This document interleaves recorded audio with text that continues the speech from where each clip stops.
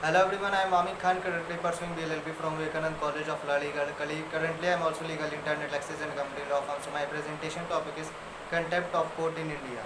So today the contempt of court is the most discussed topic in India, but very few people know about it. The issue is not limited to insulting a judge. However, it is important to know exactly what the concept of contempt of court is and when contempt of court takes place. Contempt of court in India. Introduction. Contempt of court is a tool to protect the judiciary from the willful attacks.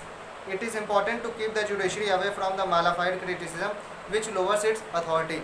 In India, a law was enacted in 1971 called the Contempt of Court Act, which provides for when contempt of court occurs and what the punishment will be for it. This act does not apply to Nyaya Panchayats or other village courts. Article 129 in the Constitution of India gives power to the Supreme Court of India to punish for contempt of itself. Similarly, Article 215 in the Constitution of India also gives power to high courts to punish for contempt of itself.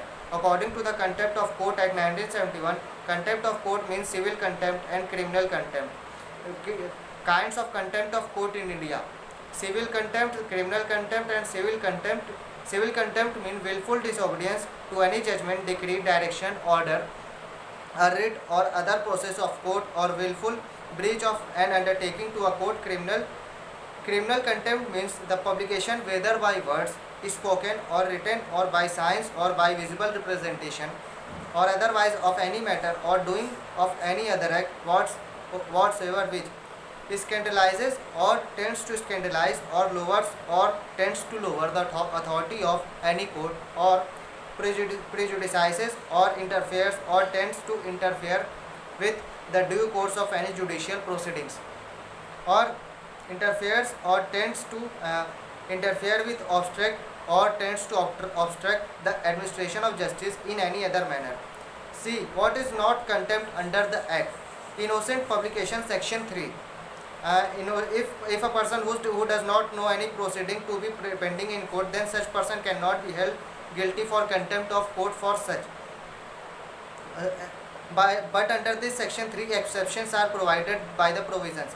Publication published contrary to the rules under section 3 of Press and Registration of Books Act 1867, and publication of newspaper which is contrary to the rules under section 5 of the above Act of 1867. Second, report of judicial proceedings, section 4. A person is not held guilty for contempt of court for publication of a fair and accurate report of the judicial proceeding. Third, fair criticism, section 5. Fair criticism through comments on merits of any case which has been heard and finally decided by a person cannot be held guilty for contempt of court. Fourth, complaint against the presiding officer, section 6. Any statement made by a person about the presiding officer of a subordinate court in good faith to any other subordinate court or the high court to which it is subordinate in that state cannot be held as a contempt of court. Fifth, publication of in camera proceeding when not contempt, section 7. A person is not guilty for contempt of court for publication of a fair and accurate report of a judicial proceeding in chambers or camera. But it can be contempt under the following circumstances: if the publication is contrary to any law for time being in force.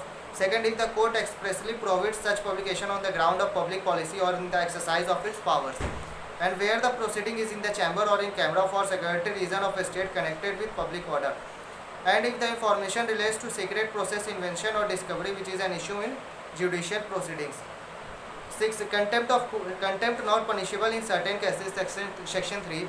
Under section 13 of the Act is provided that court cannot impose a sentence under this Act or contempt if it is not satisfied that nature of such contempt is such as which substantially interferes or tends to substantially interfere in due course of justice. This section also lays down a very significant element of defense in contempt proceedings.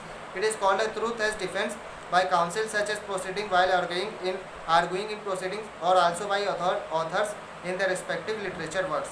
Section 13 clause B provided truth as a defense as the court may permit it if the court is satisfied that it is in the public interest and invoking such a defense is for bona fide.